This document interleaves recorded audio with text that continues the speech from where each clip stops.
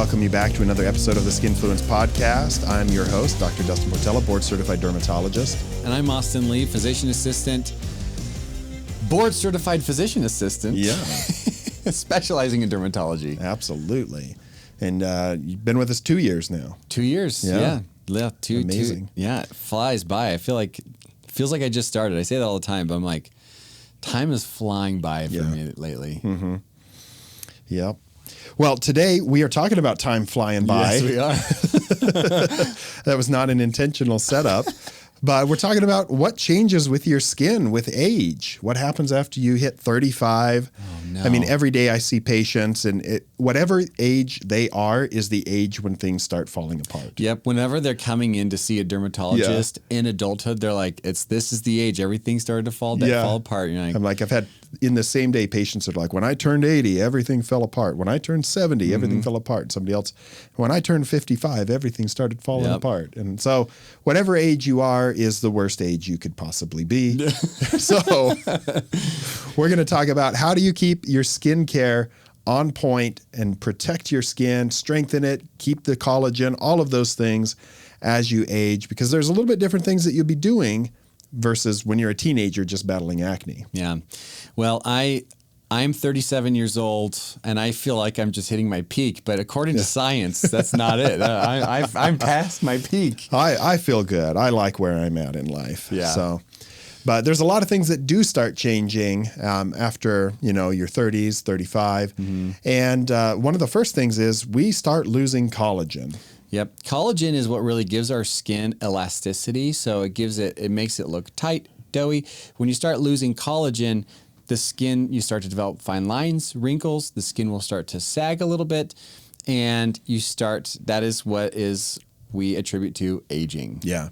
And it's important to know that your body is always making and breaking down collagen. It's a constant flux. And as you're growing up, especially as you hit puberty, your body's making way more collagen than it is breaking down because you're growing. You're getting taller, you're gaining weight, things are developing, and so you're going to have a lot of collagen production. But once you hit adulthood and you've reached your peak height, you're not really going to be making as much collagen as starts breaking down. Mm-hmm. And so we start to go into a collagen deficit. But there are things that you can do to help slow that process. But that's the reason that somebody who is, 70 has far less collagen and skin thickness than somebody who is 25. And so collagen declines rapidly. And the other one is elastin. Mm-hmm. Elastin is another one of these fibers in your skin that kind of gives it that bounce back. I mean, it's like the rubber band of the skin. Yep. So when you pull your skin, it snaps back into place. If you're older, you can pinch the skin and pull it up, and it might just kind of stay there for a little bit and slowly, because you don't have that bounce. And collagen and elastin fibers will start being degraded more than they're being replaced. Mm-hmm. I've read that people who play pickleball, their collagen declines slower. Oh. No, I'm just as a pickleballer, I want to believe it. But so when we're talking about collagen and elastin, what we see on the skin is we see texture, we're seeing volume, and then another thing that we see that is involved in the aging process is pigment production. Mm-hmm. So we start to see sunspots. We start to see what we call the wisdom spots or the barnacles or things like that starting to show up. But what collagen and what elastin are trying to do are they make our skin look smoother, and they help with a lot of the volume that are in our skin. But the volume is also associated with the fat underneath our skin. As we age, we'll start to lose fat pads and things like that in our face, and our skin will start to sag a little bit. And then as we're exposed to UV and things like that, we'll start to get little sunspots, and that all attributes to the aging face. Yeah. There's a number of different things that are going on, starting with the sunspots. When you're younger and you get sun exposure, your body has more antioxidant capacity to repair the cells. And the longer that you go with unprotected sun exposure for years and years is you kind of run out of that antioxidant capacity, and the damage starts to build up. DNA damage is occurring, and your body can no longer compensate in the way that it could. So you do get brown spots, and there's oxidative damage that's been happening in your skin. The thickness of your dermis, that second layer of skin, which is primarily made of collagen, does start to get thinner. So you have less padding around the blood vessels and you bruise more easily. The skin doesn't snap back. As Austin mentioned, those fat pads that give you the, the baby face, the chubby cheeks, the full volume under your eyes. Gravity starts to pull those down. The ligaments that hold them in place get weaker over time. The fat pads themselves start to atrophy, and you can experience more facial hollowing. And people who are obese don't notice this as much because they have more fat under the skin. And I've had patients come in who have lost significant amounts of weight. They feel so much better, but they really don't like the way their face looks. Yes. Because they had so much more volume and it made them look more youthful, and now they feel like they look gaunt and older. So it is one of those things. Your cell turnover slows. The way your skin matures, you're not shedding, skin cells in the same way.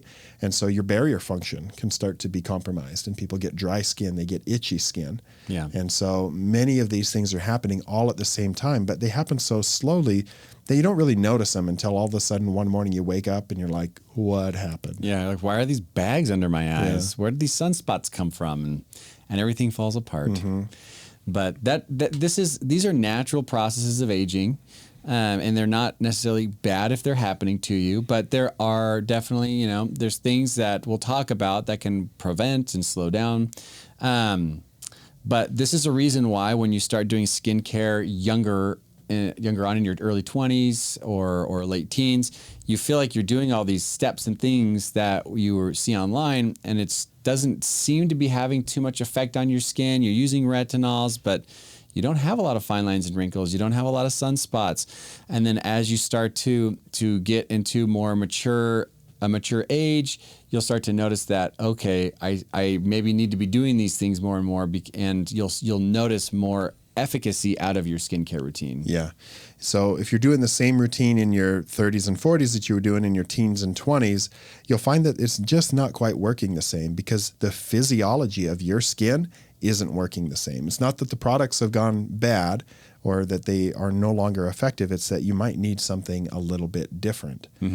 And all of this is, programmed into your genetics. There's a lot of things you don't have control over. You can look at your parents, your grandparents, and so often I'll see people who have seborrheic keratoses on their skin or cherry angiomas, and they'll ask me, why do I have all these? And I was like, did your parents have them? And they're like, my mom was covered in these things. I'm like, that's where you got it from. Yeah. So genetically, some of these things are unavoidable, but there's other things that make it worse. Yeah. Yeah, there's things you can do to accelerate those processes, and the number one thing, we'll give the audience one guess. One guess. that's going to accelerate the aging process, and that's the sun. As we've talked about many times before, UV damages the skin. It weakens the barrier. UV, like you discussed, it'll weaken a lot of the lining of the blood vessels. You'll bruise easy, and UV is probably the number one cause of aging in the world. Yeah. Another thing that is thankfully not as common anymore is smoking. Yes. But obviously people who smoke, they tend to get thinner skin earlier. It is toxic to the blood vessels and to your skin. So smokers' lines, more pigment, discoloration around the mouth or on the fingers is very commonly seen. Yeah, and also wrinkling around the mouth because you're always pursing the lips.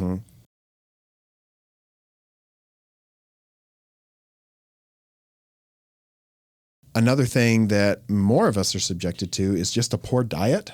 Yeah. Eating a lot of processed foods with simple carbohydrates, spiking your blood sugar, raising your insulin. I mean, we are in a diabetes crisis, an obesity crisis.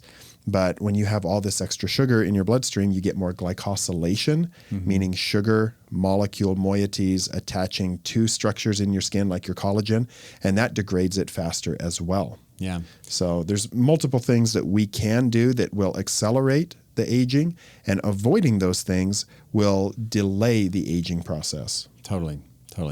And then we've talked about this all the time. When things that go hand in hand with diet-related things, sun protection-related things, is also sleep. Yeah. Sleep is when our skin repairs, and sleep is when our body heals itself very often. And if you're getting poor sleep or have a poor sleep routine, you're probably going to age quicker than you would if you had a good sleep schedule and habits. Yeah, 100%. So that kind of gives you a background of some of the changes that are happening. The texture is just the very superficial feel of the skin. It can be along with fine lines and wrinkles, even deeper lines, but even just the bumpiness and other spots that appear on your skin. Volume is how much collagen is there, and the pigment we talked about at length. So before we get into what you can do about it, we've got some random medical trivia. I'm excited. So this is one I heard about a long time ago, and I want to share it with the audience because I think that it is hilarious the lengths the researchers went to validate this. But if you've ever heard about the story where a guy rode a roller coaster and then passed a kidney stone, I got the background on what actually happened here. Let's hear it. So a man went to his doctor and he said that he had passed a kidney stone after he rode the Big Thunder Mountain Railroad roller coaster at Walt Disney World. A great roller coaster. A great roller coaster. So to test if this was a fluke, the patient had a history of multiple kidney stones. They must have lived in Florida where it was easier to access, rode it 2 more times, and passed a stone each time. This really perplexed his doctor. So his doctor decided to run a study to see what could be done. I love this doctor. So using MRI data that was available from the patient, CT scans, they 3D printed and recreated a life-sized silicone model of that exact patient's renal system, his kidneys, his ureter, his bladder. They filled the fake kidney with real human urine. This is expensive. Yeah, it's not a cheap study. This is not a cheap study. And like, whose job was it to like, all right, you have to give us the urine? Yeah, we need your urine. It's probably the researchers. It's like in the office, I need your urine. And then they put 3 actual kidney stones in the kidney that were all less than 4 millimeters, which is commonly the cutoff for when they say you should be able to pass this on your own. They had formal permission from Disneyland or from Disney World, and they packed the kidney into a backpack and they held it at the actual height of a kidney, and they rode the Big Thunder Mountain ride 20 times. That's what a great study. If you're going to work in a study, this is a good one. Yeah. So what they found is that they tracked the movement of the stones after every single lap, and they discovered that the roller coaster's random turbulent shaking effectively forced the stones out of the kidney's inner chambers and towards the bladder so that you could pass it. But where you sat on the roller coaster mattered. Of course. If you were sitting in the back row, there was a 64% success rate for passing the stones because it's bumpier at the back of the train. That's a pretty decent success rate. Yeah. The front row only had a 17% success rate. So that's statistically significant. Yeah. And they probably had to test all the cars in between. Yeah. Yep. So they did test other roller coasters. So before you go thinking, this must be universal and I could just go to my local Six Flags or, whatever is near you, is that they tested Space Mountain, and some other coasters, but Big Thunder Mountain Railroad was the gold standard for moving kidney stones. Coasters that are super fast, that have massive vertical loops, they hold you too tightly in your seat due to the centrifugal force. So no loops. No loops. Okay. No like really tight. You don't want to be in the coaster really securely because you don't bounce around as much. So if you are in the back row of Thunder Mountain, that rough rattle trap ride with multi-directional jolts perfectly shakes the stones loose. And this was published in the Journal of the American Osteopathic Association, a reputable journal, and they won the 2018 IG Nobel Prize in Medicine, which is like the parody Nobel Prize for really creative or funny studies. But a Nobel Prize nonetheless. But technically a Nobel Prize. A version. Not the Nobel Prize. But this was hilarious to me because I'd heard the story like, oh, you go on a roller coaster, you pass your kidney stone. That's amazing. And but I didn't know that they went to this length and rode it 20 times and they tested all these different variables. And so if you're passing a kidney stone, you just need to go on the Big Thunder Mountain roller coaster. Get your Disney HSA World. to pay for your Disney pass, and you're good to go. So that was my interesting medical study. That's amazing. Well, my interesting medical study has to do, again, with digital rectal exams and how beneficial they are to human society. Starting to think Austin has a thing here. There's a theme here. So the study was done, a case report was done on a patient with intractable hiccups. Couldn't stop. They start hiccuping. They couldn't stop. And after a DRE was performed, they stopped. Oh, that vagus nerve strikes again. The vagus nerve strikes again. So if you have a friend who has hiccups and they can't stop, a digital rectal exam could be the solution. Well, I hope. It just depends on how close of friends you are. Yeah, how close of friends are you? Yeah. Whenever my kids have hiccups that won't stop, it only works once. Yeah. But I was like, I can make your hiccup stop. I learned this in med school. I need you to close your eyes and raise your hands up as high as you can. Yeah. Take a deep breath and hold it in, and then I just tickle them in the armpits. Oh, okay. I haven't tried it. this. It works. It does. Yeah, it works. I mean, they get startled so quickly and start laughing that it is 100% success rate in converting hiccups among my children, one time each, because they don't fall for it a second time. I have not done that. I'll have to do that to my kids. I'm excited to try this. So fun medical studies. We're going to keep bringing some of these because I find them incredibly entertaining. Oh, they're hilarious. Let's talk about how you can actually prevent some of these aging things that we've talked about. And to a degree, we've covered some of this in other episodes, but we want to put this all in a comprehensive place so that if you're starting to notice these early changes or you want to get ahead of them before they happen, maybe you're in your late 20s, early 30s, what should you be doing from a preventative standpoint? Because prevention is always going to be more effective than trying to correct a problem after it's already happened. 100%. Well, I think you and I think we can guess what the number one thing we should be doing is, and that is sun protection. Yes. Always sun protection. As we talked about, UV is the biggest cause of aging. Wearing a good sunscreen. We're not going to elaborate too much on it because we talk about it all the time, but starting with a good sunscreen is probably the first step. Yeah. So you've got to protect your skin from the sun. This is not going to rob you of vitamin D because we know how most people actually use sunscreen, but it will have a significant benefit. I just saw a picture that went around in my family group chat. My father-in-law, he was a farmer his whole life, still, kind of putters around the farm.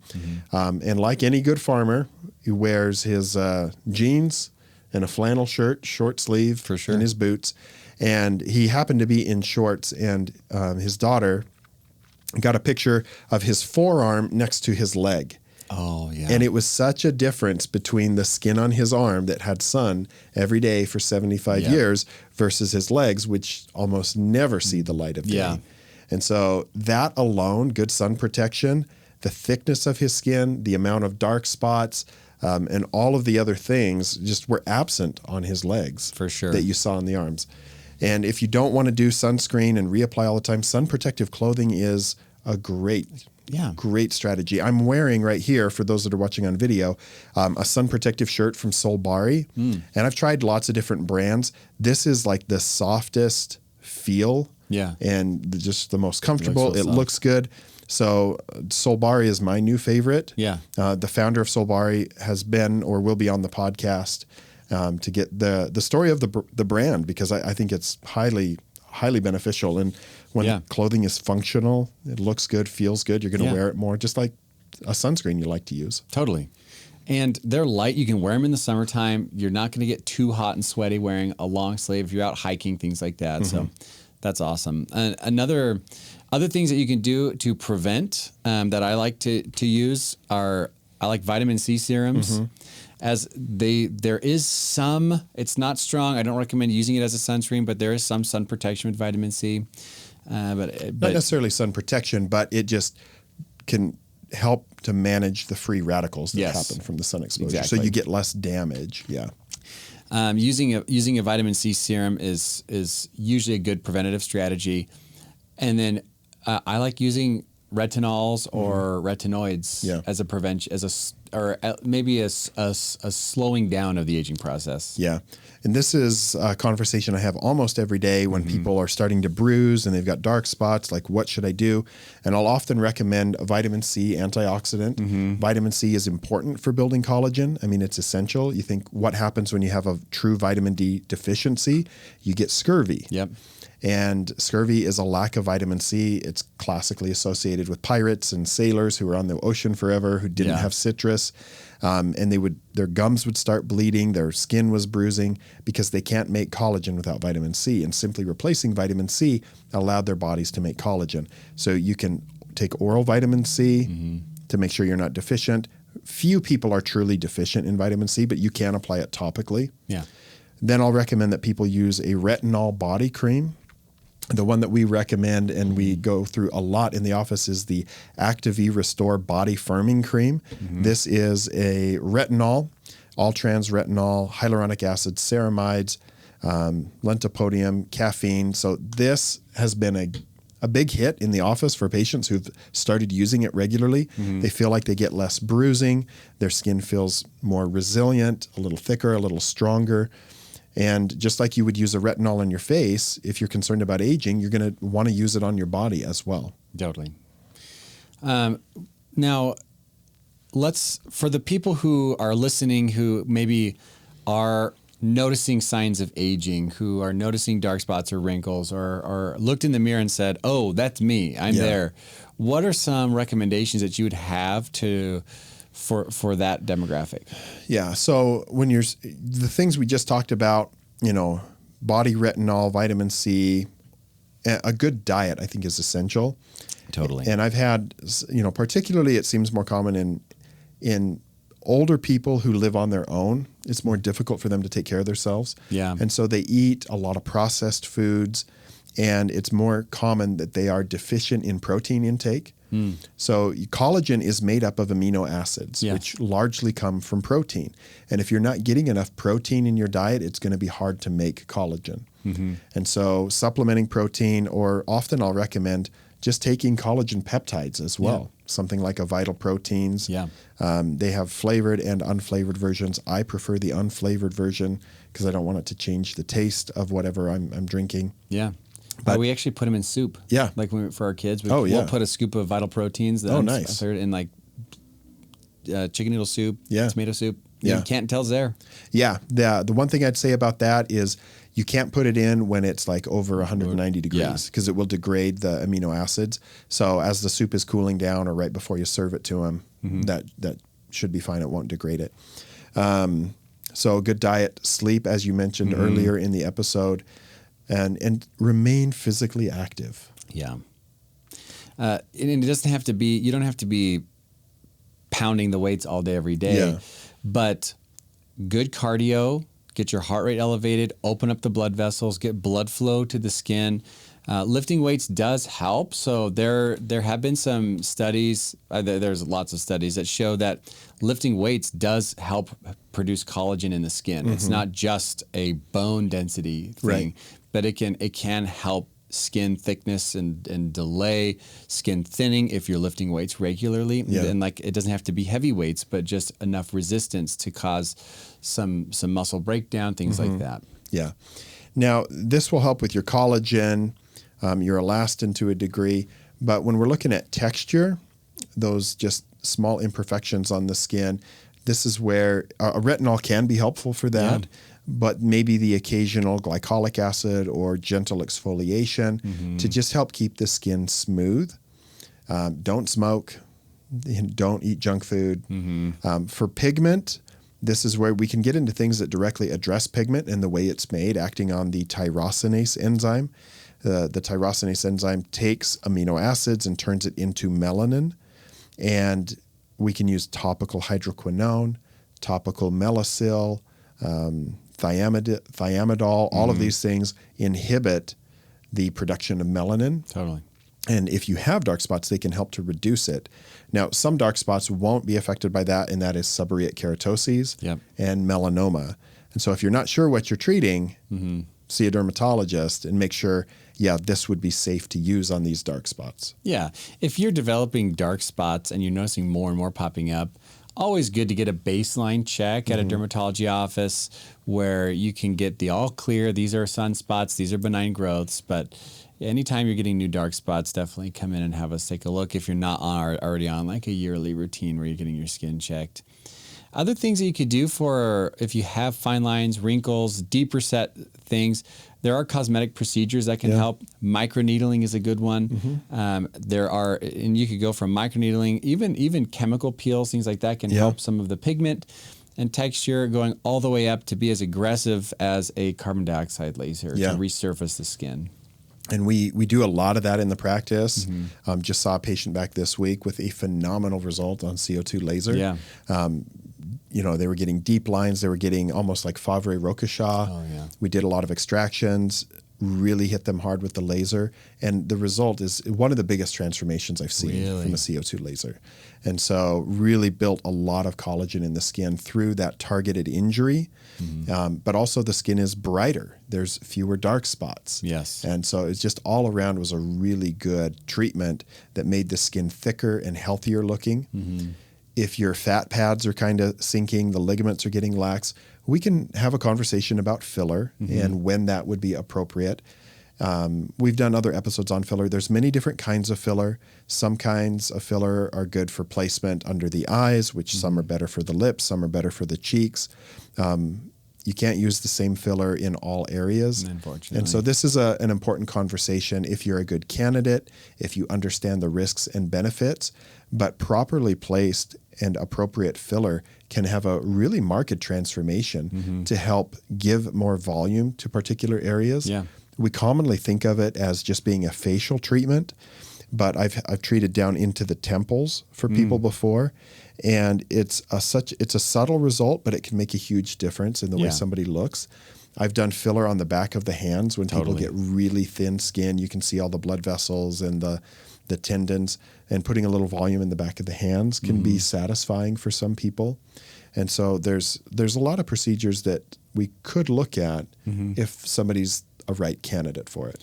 Yeah, you have to be careful with filler because there are risks involved. So going to someone who knows what they're doing, they're experienced, and can provide confidently the things that you're looking for and talk you through that is always essential for filler. Yeah, I just had a patient at the end of my day today who came to us because they have a filler complication. Oh. And, it's one of the fillers that can't be dissolved. And we have to manage it a little bit differently, but still I'm confident that we can get things to look really good for the patient. So, and it was, probably just an education gap with the injector and the patient, of using a type of filler in an area that it probably shouldn't have been. Ultimately, I think things will be okay, but it's not a universal treatment that's appropriate for everybody. When you come into a dermatology office and your main concern is what can I do to slow down the aging process or to correct some of the things that you've noticed that are aging, that are signs of aging, it's important to have realistic expectations because aging is a natural thing that we're all going to go through, and it is okay to age. It's okay for your skin to age. Like we've discussed, there's things that we can do, that you can do to help to mitigate some of the drastic effects of aging and to help you age gracefully. But understanding that our skin's going to age, we're going to get some lines, we're going to get some sunspots, we're going to get some wrinkles, and that's an okay thing. Yeah. Just have realistic expectations, before you seek treatment, when you're seeking treatment. And as Austin said, we can help you to age gracefully, whether it's an in-person consultation or just taking some of the information we've shared here today. Ultimately, this kind of just ties back into mental health. We want you to be happy with yourself and to be proud of the body that you have and the way that you're aging. And if we can make that just a little better for you, then we're happy to do that. We'll do it. So as we wrap up, once again, product of the week, we want to mention the Retinol Body Cream. This is the Active-E Restore Body Firming Cream from Dean Skincare. You can find it on shop.drdustinportela.com.